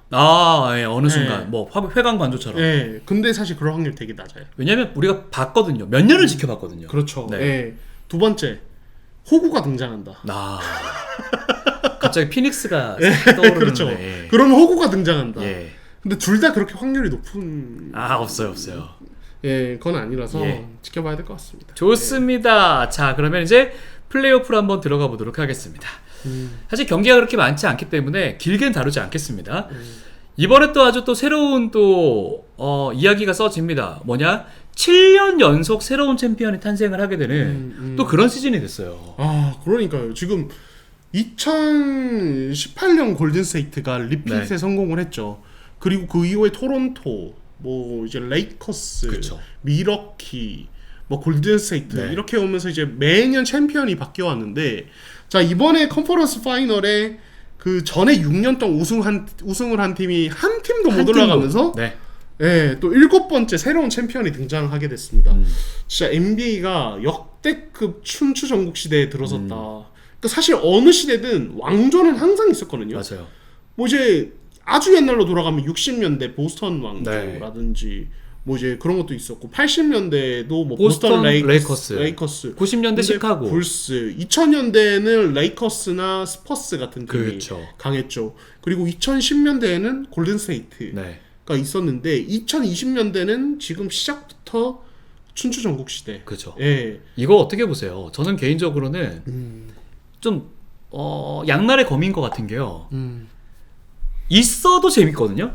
근데 맞아요. 없이 이런 상태도 재밌어서, 그러니까 샐러리 캡을 NBA 사무국 측에서 만들어 놓은 게 의도를 한 바가 그대로 드러나고 있는 거 아닌가요? 그렇죠. 그게 네. 진짜 크죠. 봉우 씨가 너무 잘 지적해 주셨는데 저는 이 7년째 다른 우승팀이 나오는 거는 첫 번째로 일단은 경쟁자들이 워낙 강한 세대죠. 그죠. 예. 그러니까 지금 NBA는 딱 지금쯤 NBA는 자 80년대생 NBA 슈퍼스타들의 막바지, 네. 막바지 기간이고 그리고 저희가 말씀드린 최근 6년은 사실 그 선수들이 막 불타오르던 시대죠. 불타올랐던 시대고 그리고 지금 뭐 이제 뭐 앤서니 에드워즈, 뭐 할리버튼 이런 선수 얘기합니다만 그 넥스트 스타들 뭐 요키치, 아데토쿤보가 등장했던 세대. 그러니까 이 겹치는 세대예요. 딱 그 세대거든요. 그러니까 80년대생 스타들과 그쵸. 90년대 초중반생 스타들 겹치는 세대라 이 구간이 우승 난이도가 너무 높아요. 사실은. 맞네. 예, 그리고 농구가 너무 글로벌 스포츠가 되면서 그 이제 90년대 초중반 스타들은 다 이제 비미국인 슈퍼스타들이고 네. 그러면서 이제 경쟁자가 너무 많은 거죠. 글로벌하게. 자, 그런 상태가 있는 게 좀 첫 번째. 슈퍼스타가 너무 많다. 맞아요. 예, 너무 많다. 예. 또 다른 거 두 번째. 말씀하신 대로 에이프런 제도로 인해서 왕조를 만들려면 결국에는 스타 플레이어를 충분히 확보해야 되고 그쵸. 그리고 우승 로스터를 꾸준히 유지해야 되는데 그게 너무 힘들어졌어요. 맞아요. 자, 빅3를 만들더라도 우승을 하는 건 또 다른 얘기거든요. 그거를 이제 꾸준히 호흡을 맞춰야 되고 좋은 조직력을 갖춰야 되는데 근데 그렇게 해서 우승을 한다 칩시다. 자, 그렇게 해도 지금 에이프런 제도화에서는 거기에다가 이제 뭐 미드레벨 익셉션 써가지고 롤플레이어 또 영입하고 이런 것들이 힘들어요. 예, 제한이 너무 많아요. 그러니까 지금 에이프런 제도화에서는 우승팀을 만들어도 그 다음에 가면은 사치세가 너무 커지고 그리고 에이프런에 묶이면서 전력 보강에 제한이 너무 많이 걸리면서 맞아요. 현재 샐러리 구조로는 우승은 못하니 멤버를 바꿔야 되는 상황이 벌어지는 거죠. 그래서 저는 지금 NBA 어떤 샐러리 구조나 어떤 경쟁 구도에서는 리핏만 해도 엄청난 성과라는 생각이 들어요. 그럼요. 예, 그래서 정말 많은 부분이 따라줘야 되는 게 맞아요. 팀에서 뽑은 선수들이 꾸준히 성장해주면서 또 쫙 치고 올라와서 베스트 5 안에 들 정도의 실력을 보여줘야 또 팀의 보탬이 될 거고 그러면서 또 이제 다양한 그 롤플레이어 자원들을 잘 데리고 올 수 있을 만큼의 그 자금 상황도 만들어줘야 되는 게 결국에는 스타급 선수 2명, 3명 정도가 있다고 치면 누군가 희생을 해야 되거든요. 마이애미 히트 때 르브론도 깎았었죠. 웨이드도 깎았죠. 보시마저 심지어 깎았었죠. 그리고 지네끼리 롤도 조절을 했었죠. 그리고 골든스테이트 워리어스 왕조 시대만 봐도 드레이먼드 그린이 사실 굉장히 페이적인 측면에서 내가 손해를 보긴 했었잖아요. 뭐 본인이 그렇죠. 바란 거긴 하지만. 그렇죠. 그리고 예전에 뭐 노비츠키도 난 페이에 대해서는 그렇게까지 막 신경을 안 쓰면서 보강을 많이 잘해줬던 거고 저는 이게 다 있는 거라고 봐요. 그러니까요. 네. 좀 여기서 하나 더 말씀드리자면 가장 최근의 리피팀 골든스테이트조차도 갑작스러운 셀러리캡 폭등으로 인해서 케빈 듀란트가 FA를 풀릴 때 때마침 셀러리캡 여유분이 생겨버려서 맞아요. 원래는 못 데려오는 거였어요. 정말 말도 안 되게 그때 NBA 시청률이 빡 올라가면서 폭등해버렸어요. 그러면서 중개권 계약을 맺으면서 예. 셀러리캡이 갑자기 급상승하면서 듀란트를 데려올 수 있었거든요.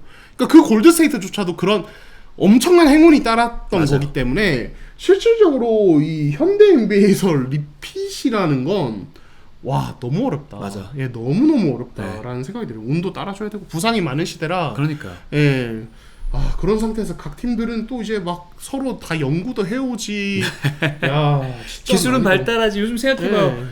예. AI한테 물어보면 진짜 많은 게 나오잖아요. 우리 여러분 최첨단을 달리고 있는 그 NBA 코칭 스태프들은 모든 걸 트래킹으로 쫓아가면서 야 이 선수는 이렇게 돌파하는 게 더 횟수가 많고 각도는 이렇게 들어가고 넌 어떻게 손질하면 되겠어? 이렇게 들어가면 되겠지. 이게 물론 옛날에 폄하하는 게 여러분 저 44이에요. 옛날부터 농구를 좋아하는 저도 꼰대란 말이에요. 근데 발전하는 건 지금이 압도적이란 말이거든요. 맞아요. 지금 너무 이 분석이나 이런 것들도 너무 발달해서 아 이거 진짜 저는 리핏하면 그 선수는 대단한 선수로 추앙받지 않을까. 아 근데 진짜 이번에 보스턴은 할만할 줄 알았는데. 저도 사실은 야, 우리 시즌 전만 해도 참 동환 씨랑 이렇게. 카메라 꺼져 있을 때 그 얘기 했었잖아요. 네. 우리 막 그랬잖아. 그래도 동환은 어디가 우승할 것 같아? 그럼 동환이도 저는 보스턴이었거든요. 저도요. 네. 저도 보스턴이 할만할 줄 알았는데 야 이 보스턴의 이 전략이 좀 간파당하는 것도 좀 있고 네. 그리고 또 결국에는 그런 우승 로스터를 유지해도 그 안에 있는 숨어있는 어떤 변수들 아 그러니까 포르징기스가 네. 또 그렇게 또 아프고 누워버리고 사실 정규 시즌에 테이텀 브라운이 또 돌아가면서 예. 아팠죠. 사실 정규 시즌이 그렇게 힘을 안 쏟길래 얘네 또 플레이오프 때 한번 달리려고 하는구나라고 생각했었거든요. 그러니까요. 야 이거 진짜 참 이 너무 많은 변수가 우승 도전에 있어서 네. 리핏은 진짜 어렵구나라는 걸 새삼 느끼게 됩니다. 맞습니다. 네. 그래서 남아있는 4개 팀들 중에 어떤 팀이 우승을 하더라도 그 팀의 역사가 되어 버립니다.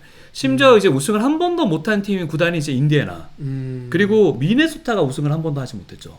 네, 그렇죠. 미네소타도 우승을 한 번도 못했고, 예, 그러니까 이제 뭐 말씀을 드리면은 그 오클라호마 시티도 네. 사실 원래 시애틀을 이제 본인들이 네. 전신으로 인정을 하면은 우승 경력이 있는 팀인데 있는 팀이 되네. 79년인가? 네. 근데 시애틀에 대해서 오클라호마 시티는 아니다라고 맞아요. 이제 하고 네, 있어요. 그래서 네. 오클라호마 시티 경기장 내에도 시애틀 우승 배너가 없어요. 그러니까 오클라호마 시티는 우리는 2008년에 여기에 오면서 창단했다. 라는 어떤 입장이고 그래서 실질적으로는 오클라호마 시티, 미네소타, 인디애나 우승 경험 없고 뉴욕은 73년에 네. 우승 경험이 있는데 이것도 이 현지 팬들 사이에서 무슨 얘기 나오냐면 뉴욕이 이 우승한 게 NBA랑 ABA가 합병되기 전이에요. 그래서 NBA, ABA 합병 이후에 우승이 없기 때문에 네. 이 뉴욕의 우승 난이도 약한 거 아닙니까? 이런 식으로 말하는 팬들도 있는 거죠. 뉴욕을 놀리는 팬들은. 그러네. 예. 그래서 네. 이 네 팀에게는 실질적으로 저 뉴욕 팬들 제가 뭐 그걸 뭐 인정한다는 건 아니고, 그러니까 뉴욕도 뭐 그래 아무튼 네. 73년이면 지금 50년이 넘었잖아요. 네.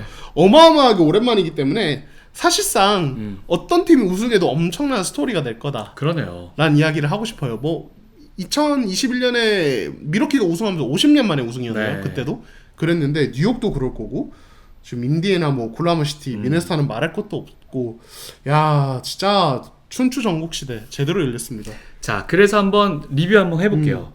리뷰 간단하게 하고 예측도 한번 해보도록 하겠습니다. 오클라호마 시티 썬더와 미네소타와의 1차전. 오클라호마 시티가 생각보다 4쿼터 때 확 힘을 보여주면서 쉽게 경기를 가져갔어요. 그러니까요. 네. 이 시리즈 일단 1차전 한 경기로 먼저 말씀을 드리자면 네.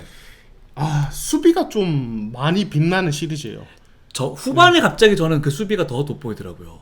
그렇죠. 네. 예, 그러니까 그 경기 전에 이제 크리스 핀치 감독이 네. 그 미네소타 선수들에게 스피치하는 모습이 현지 중계 화면에 나왔는데 어떤 얘기를 하냐면, 얘들아, 오클라호마 시티는 하프코트 온펜스에서는 스트러글, 그러니까 계속 고생하는 팀이다. 그래서 트랜지션 투 턴오버 투 트랜지션, 턴오버가 트랜지션으로 연결되는 실점만 줄이면 우리가 잡을 수 있다. 네. 이런 식으로 얘기를 해요. 네. 사실 근데 틀린 말이 아니거든요. 오클라호마 시티 세트 오펜스에서 네. 셰이 아니면은 조금 약간 깝깝한 그쵸. 경향이 있고, 실제로 제가 늘 말씀드리지만 이 팀은 손질로 턴오버 유발해서 빠른 오펜스로 득점하는 팀이다 라는 말씀드렸는데, 네. 그 부분을 이제 미네소타가 알고 왔는데도 저는 이제 1차전만 봤을 때 미네소타가 이 오클라호마 시티의 이 빠른 템포의 공격을 효율적으로 막지는 못했던 것 같아요. 특히 셰이 길게스 알렉산더나 제이더비 하프라인 몰고 넘어오면서 빨리 받는 그 스크린을 통해서 전개하는 이 오펜스가 네. 사실은 덴버와의 시리즈에서는 왔다리 갔다리 했거든요. 네. 잘 안 될 때도 많았고 맞아요. 덴버가 잘 막았는데 네. 미네소타는 1차전 때는 사실 잘 막지는 못했어요. 그래서 그 부분이 좀 일단은 큰 것 같다. 그래서 3쿼터, 4쿼터 때 오클라호마 시티로 갑자기 분위기 넘어갈 때 보면 거기 계속 당해요. 거의 넘어오자마자 한 7, 8초 만에 야투를 던지는 이 빠른 오펜스에 미네소타 수비가 그냥 순식간에 붕괴되면서 점차가 막 두 자릿수로 벌어지는 상황이 있고, 자, 그리고 또 하나는 오클라호마 시티가 1차전에서 보였던 인상적인 포인트가 있는데 매치업입니다. 네. 자, 미네소타는 무서운 게 투빅 라인업을 쓰는데 네. 4번이 랜들이라는 점이고, 또 나즈리드가 수시로 나와서 고베어나 랜들이랑 페어링이 된다는 네. 건데, 자, 이 부분을 이제 막기 위해서 오클라호마 시티가 어떤 매치업을 가져가냐면 네. 제이덥을 랜들에게 붙여요. 오. 그리고 나즈리드가 고베어 2파울 때문에 빨리 나오니까 예. 리드한테 붙여요. 네. 이렇게 되면서 랜들 고베어 혹은 랜들 리드 고베어 이런 이제 빅빅 어떤 2대2가 차단돼요. 예, 그러면서 되게 좀 미네소타 오펜스에서 고생을 하죠. 그리고 홈그레는 맥다니엘스한테 붙이면서 오히려 좀 이제 그런 매치업을 좀 이제 다른 쪽에 맞추는 이런 식의 어떤 수비를 하는데, 야, 그래서 이 오클라호마 시티의 이 용이 주도한 2대2 어떤 수비를 위한 어떤 매치업이 네. 되게 통했다. 물론 랜들이 전반에 3점이 빵빵 터졌죠. 그냥 막 네. 던지는 것마다 다 들어갔어요. 네. 근데 사실 이거는 오클라호마 시티의 네. 어떤 계산 밖에 있던 네, 변수였고, 그렇죠. 그렇게 랜들이 넣어댔는데도 전반에 점차가 그렇게 크지 않았잖아요. 맞아요. 그리고 후반 되면서 그 3점이 조용해지고 미네소타의 공격 어떤 난조가 계속되면서 완전히 오클라호마 시티로 분위기가 그렇죠. 넘어오게 되는 거죠. 수비도 네. 사실상 저는 전반만 해도 미네소타의 수비가 세다. 오크레이 공격 자원들이 뚫지 못하는구나. 제이덥은 또 사라지는 건가? 이런 생각을 했는데 후반에는 뭐 아예 공수에서 다 오클라호마한테 압도당하는 모습을 보여줬고, 저는 개인적으로 하틴슈타인이 진짜 점수를 높게 주고 싶은 게요. 고베어가 수비 되게 좋았었잖아요. 그렇죠. 근데 고베어가 드랍 치니까 얘가 그냥 플로터 던져가지고 다 왼손. 꽂아버리더라고요. 맞아요. 그것도 특기죠. 네. 하텐스타인의 특기인데, 저는 이제 뭐 말씀 잘해주시면 1차전 보면서 느낀 건 뭐냐면 고베어는 과감하게 핵심 로테이션에서 배제하는 게 나을 수도 있겠다는 생각이 들었어요. 저도 그런 느낌이 있었어요. 예, 지금 고베어의 이 네. 드랍 수비는 공략을 이미 당하고 있어요. 예, 진짜 그래서 후반도 그렇고 1쿼터 때도 전반에도 그렇고 고베어가 나올 때마다 이 드랍 수비 형태가 말씀하신 하텐슈타인의 네. 플로터성 어떤 슛이나 이제 다른 어떤 방식의 어떤 공격에서 공략당하는 게 많았거든요. 그래서 이제 저는 크리스 핀치 감독이 좋았던 게 나중에는 보면은 고베어를 아예 빼버리더라고요. 뺐죠. 예, 빼버려. 이거는 되게 좋았던 것 같고.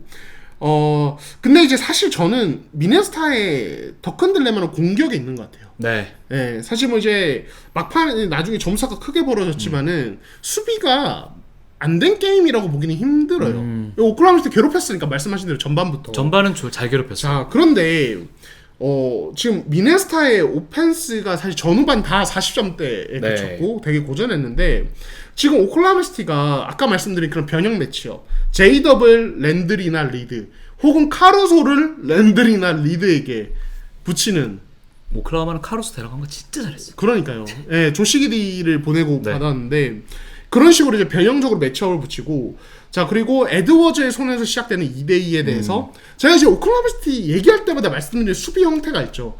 반대 윅사이드 코너맨이 네. 스트롱 사이드로 와서 골 밑에 버팁니다. 미리 헬프 포지션을 잡아요. 그럼 반대는 1대2나 2대3 수비가 되거든요. 아 이거 제가 화면을 말씀드릴 때 좀 띄워드려야겠어요. 그 캡처 화면을. 예. 그래서 이 1차전 보면은 반대 코너로 볼이 많이 가는 게 보이실 거예요. 네.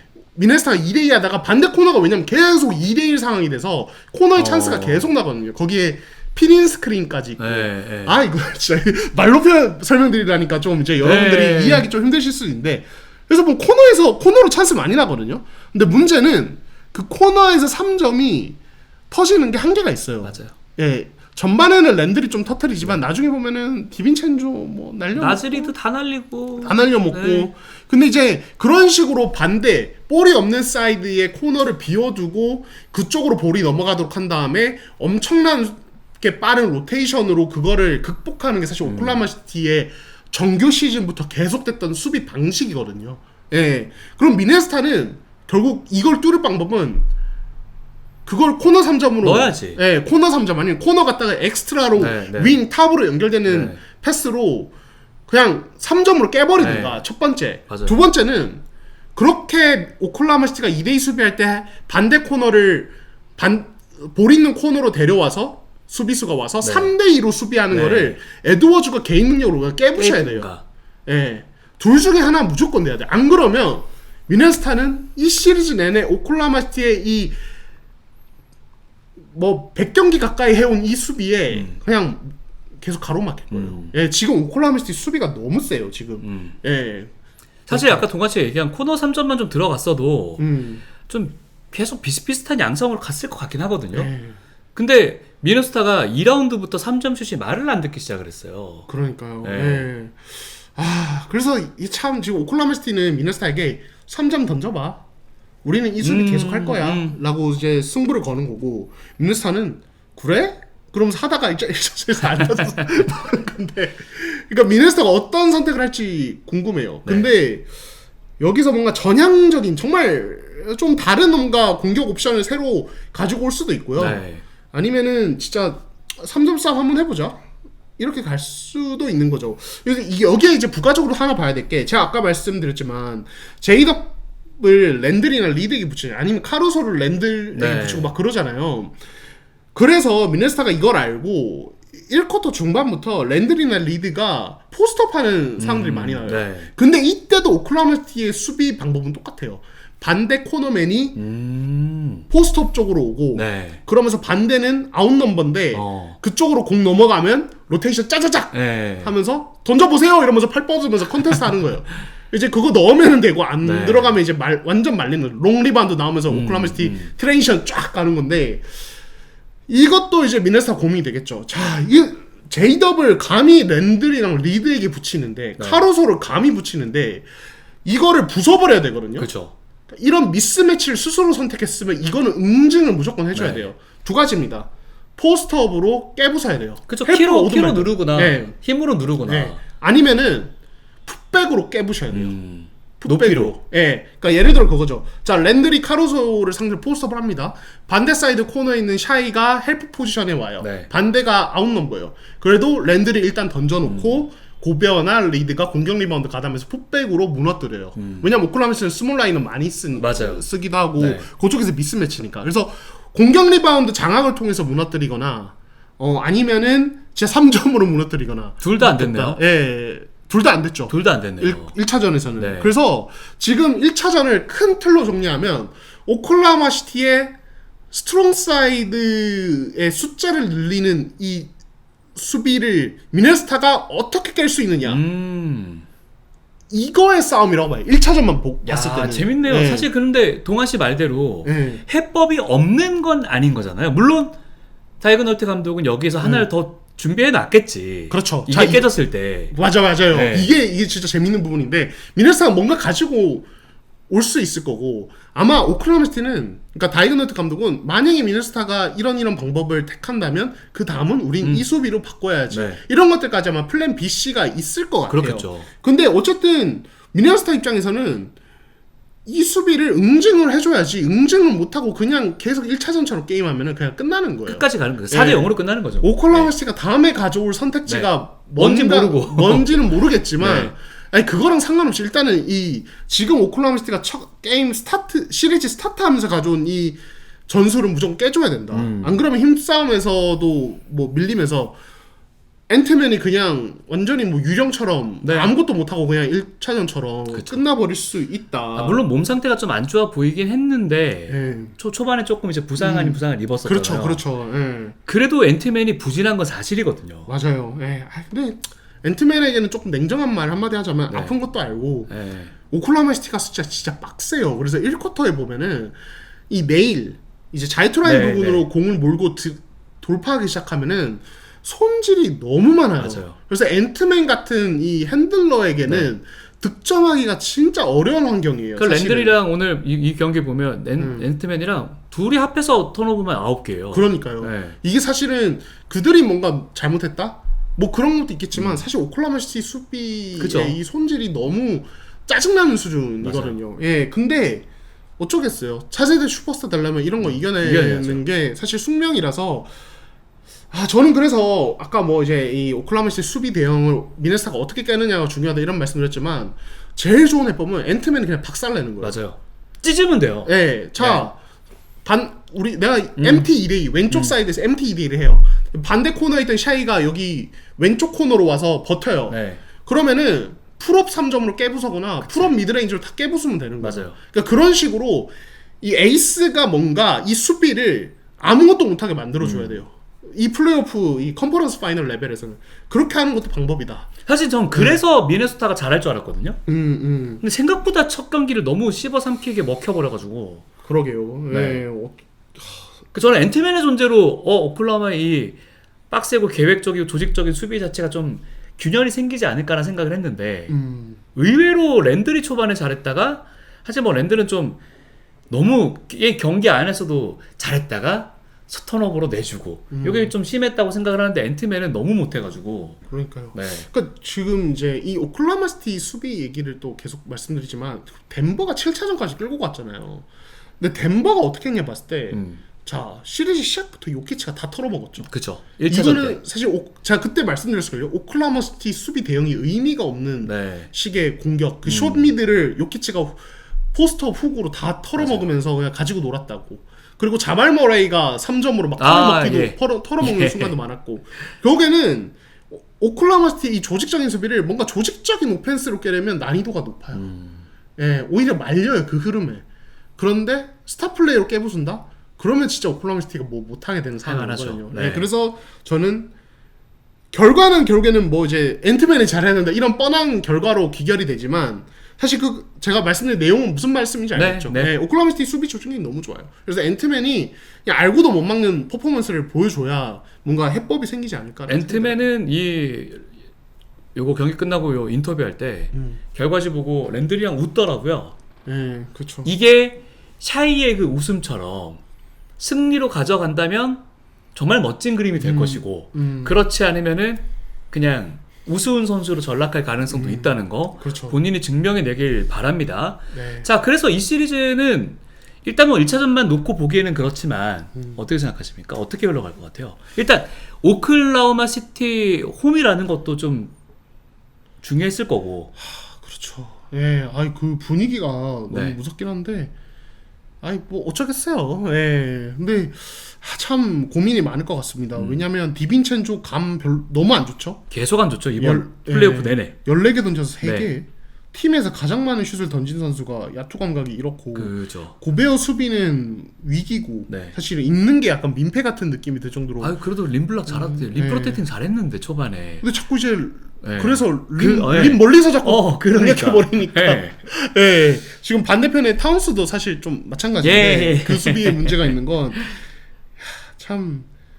네, 일단 지켜보시죠. 저는 근데 미네소타의 3점이 2차전이 될지 뭐 홈으로 넘어간 이후일지 모르겠지만 터지는 게임이 있을 거라고 보거든요. 네. 그러면 오클라호마 시티 수비는 좀 많이 좀 털리긴 할 거예요. 그러면 저는 그래도 미네소타가 2경기 정도는 잡을 수 있다. 예, 저는 생각이 들고 2차전을 미네소타가 만약에 잡으면 전 미네소타가 잡으면 이 슈퍼스타의 힘으로 잡을 것 같거든요. 앤트맨. 그러면 시리즈 미네소타가 접수할 수도 있다고 봅니다. 그렇죠. 네. 예.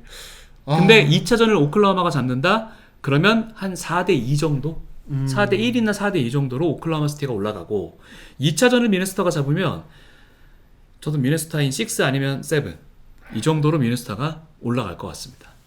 근데 제가 좀 미네소타에 추천하는 방법은 그냥 수비전으로 끌고 가는 것도 괜찮은 것 같아요. 괜찮죠. 예, 그러니까 뭐 제가 공격적인 해법 얘기를 계속 했습니다만, 근데 사실 그거는 진짜 선수에게 기대해야 되는, 축담에 기대해야 되는 방식이고, 지금 이제 1차전을 보면은 오클라호마 시티의 드래그 스크린 기반 빠른 2대2 혹은 이제 두 명이 드래그 스크린을 거는 더블 드래그 어떤 패턴 이런 거에 사실은 많이 털렸거든요. 사실은 수비가 많이 털렸기 때문에 제이덥 살아나는 게 좀 불안한 요소긴 합니다. 미네소타 입장에서는 무섭죠.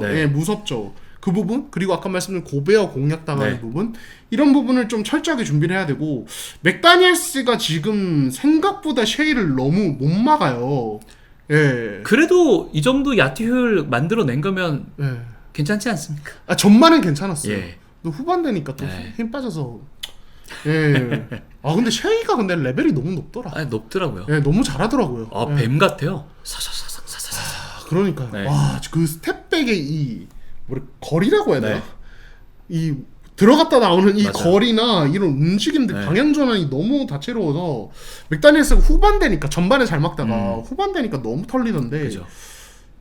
근데 또 다른 대안이 없어요. 맥다니엘스에게 뭐 기대하죠, 뭐 미네소타는. 그래야죠. 그리고 또 벤치 자원들의 석점이 들어가 주기를 미네소타는 바랄 수밖에 없죠. 그렇죠. 디빈첸조가 일단은 정신 차려야 되고, 미네소타 입장에서는 그래도 좀 희망을 걸어보는 게 나즈리드랑 저도 디빈첸조가 그러니까 두 경기 둘이 합쳐서 1차전에서 25개 던져서 4개 넣었단 말이에요.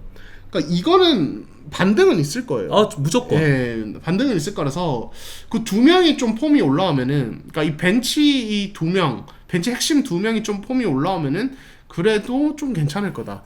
저는 아까 동환 씨가 말한 거에 정답이 있다고 생각하는 게 풋백이랑 공격 리바운드라는 말씀해 주셨고, 이거 결국 똑같은 얘기지만 높이로 가야 돼요. 맞아요. 결국 랜들도 사실 주전 중에서는 지금 누구야 보자. 오클라호마에 있는 주전들 중에서는 하텐슈타인, 홈그램 이 둘은 워낙에 크니까 이 둘을 또 같이 쓰는 시간이 그렇게 많지 않잖아요. 그렇죠. 그렇다는 얘기는 4명은 얘한테 다 미스매치예요. 그렇죠. 나즈리드도 마찬가지거든요. 맞아요. 그러면 그 높이를 활용해가지고 좀 잘 해내야 된다. 그렇죠. 응징해야 얘기긴 한데. 미스매치라든지 그 수비 형태를 응징해야 미네소타 오펜스 풀릴 것 같아요. 맞습니다. 자, 다음은 뉴욕과 인디애나 페이서스가의 진짜 오늘 경기 진짜 보면서 저는 이랬어요. 처음에 보는데 전반 너무 비등비등하게 재밌게 가는 거예요. 3쿼터에 갑자기 뉴욕이 3, 4쿼터 쫙 밀어붙이더라고요. 그 4쿼터 한 6분 남았을 때 볼까 말까, 뉴욕이 잡을 것 같은데, 근데 갑자기 내 머릿속에 그래, 인디애나가 이렇게 미러키를 잡았었지. 이거 한번 보자. 야, 본 내가 승자. 그러니까요. 나 집에서 딱 차를 타고 나와가지고 차 타고 오는 길에 차에서 소리를 니스미스. 할리버튼이 물론 이거 했지만 이거 솔직히 니스미스가 있어야 돼. 그렇죠. 이제 그런 글이 있더라고요. 안 그래도 그 커뮤니티에 보니까 오늘 경기 안 본 사람, 할리버튼 대단하다. 와. 오늘 경기 그치 결승 오늘 경기 본 사람, 니스미스 뭐야? 아니 본 사람은 니스미스가 더 충격적이었다. 말도 안 되는 게요. 폼이 틀어지는데 넣고, 거리가 떨어지는데 넣고, 따라와서 컨테스트 하는데 넣고. 그러니까 이제 오늘 경기가 사실 뉴욕이 이제 조금씩 앞서 나갔고, 그러니까 4쿼터 들어서는 벌어졌단 말이에요. 많이 벌어졌어요. 17점 차까지 갔었고, 4쿼터 거의 후반에 59초인가 7초인가 남기고는 11점 차였나요? 9점 차. 9점 차였는데, 근데 그 시점에 그 ESPN의 win probability라고 승률 계산기 보면은 99.7%예요, 승률이. 당연하지. 그 정도로 유리했는데 흐름이 계속 뉴욕 흐름이었어요. 근데 에런 니스미스가 막판에만 3점 4개인가요? 4개 넣으면서 오늘 전체 9개 던져 8개 넣고, 이러면서 이제 야금야금 점수가 좁혀지고 파울했는데 저희들 또 흘려요. 마지막에 또 아누노비가 하나 흘려버리고 할리버튼이 그 금 밟고 던지는 그 스텝백 3점. 아니 얘가 뒤로 슬금슬금 가길래 네. 나 진짜 와, 야 이제 저거 들어갈 것 같아. 통 네. 쏙. 예. 저 그 튀기는 순간 높이 뜨길래 설마 했거든요. 맞아요. 예. 그래서 저 지하철에서 보고 있다가 저도 근데 소리 지를 수 없잖아요. 그래서 나 소리 질렀어 차에서. 으아! 오는 길에 저도 진짜 너무 깜짝 놀랐고 네. 자 인디애나 그래서 저는 일단은 네. 별명 하나 저 혼자 붙였습니다. 네. 좀비애나. 아 좀비애나. 진짜 와 네. 클리블랜드 상대로도 그렇고 와 어떻게 이렇게 추격전을 잘하는지 와 진짜 대박입니다. 대박. 뉴욕이 네. 보스턴한테 했던 걸 본인들이 당했어요. 그러니까요. 네. 와 그것도 메디슨 스퀘어 가든에서 정말 관중들 난리였거든요 오늘. 네, 소리 막 내고 막 날렸는데 정말 차갑게 만들고 브런슨 마지막에 표정 보셨죠? 예.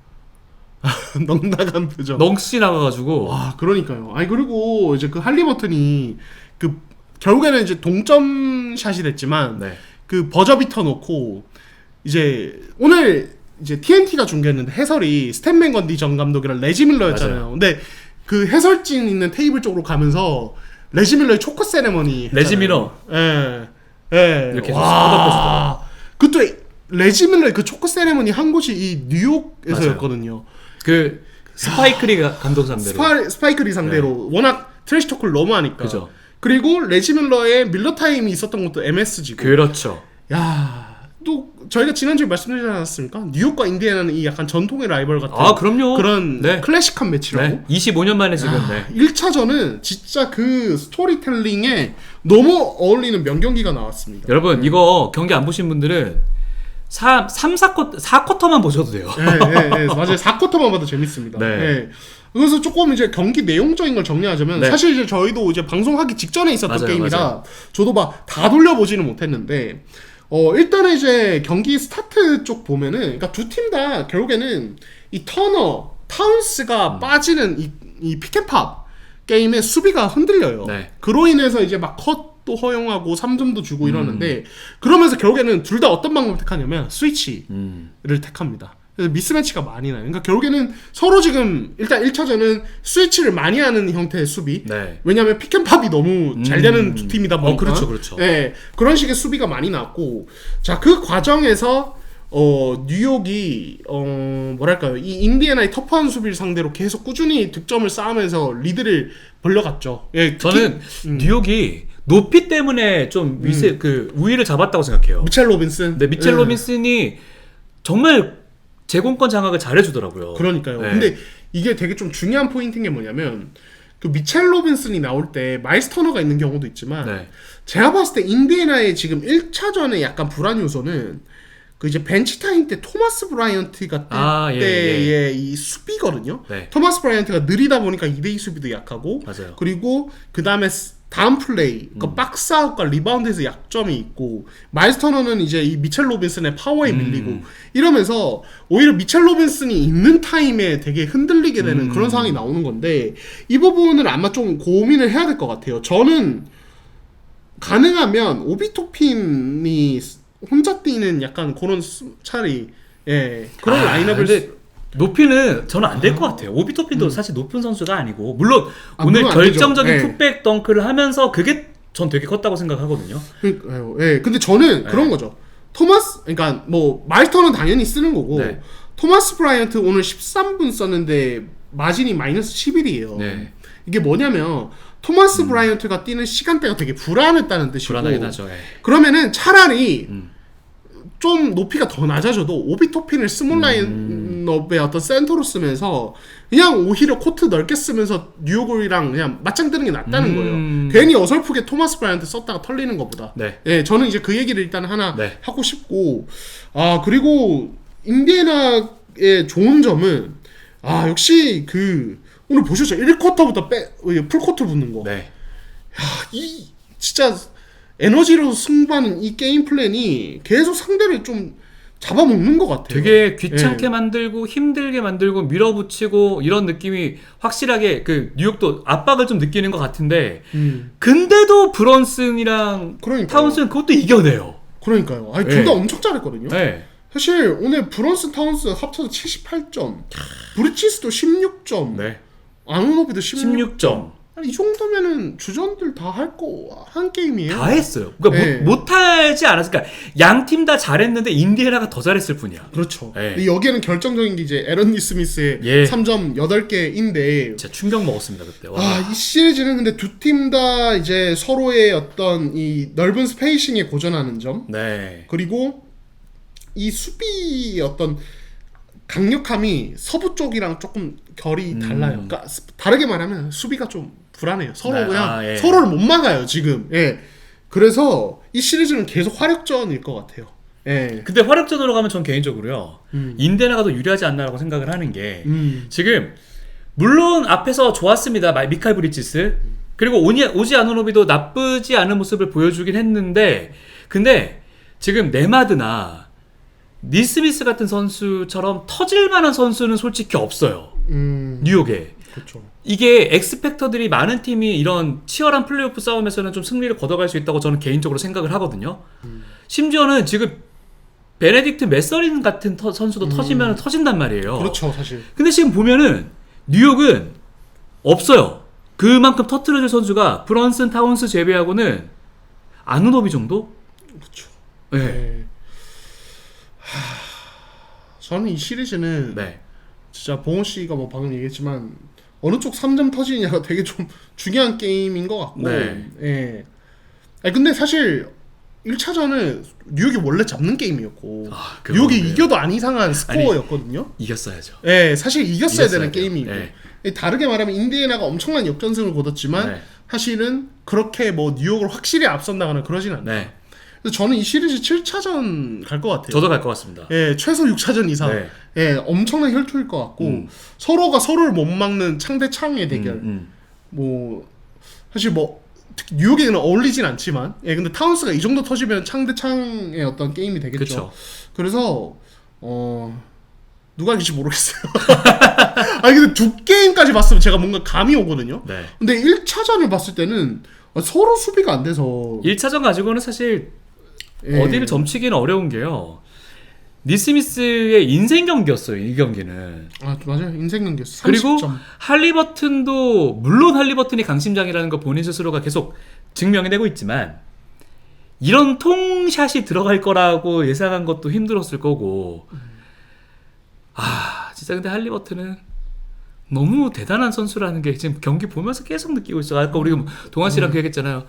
패스할 때 정말 2대1을 제대로 밟을 줄 아는 네, 그러니까요. 컷을 기가 막히게 찔러줄 줄 아는 선수기도 하고 그러니까요. 그리고 또 너무 좋은 게 사실 뉴욕은 정말 딱 클러치 타임 됐을 때 좀 불안하게 공 뺏길 뻔도 하고 오늘 몇 번이나 그랬잖아요. 정말 중요한 시간에. 엄청 불안했죠. 근데 인디애나는 공 줬을 때 진짜 그 안정감이 확실하게 있어요. 맞아요.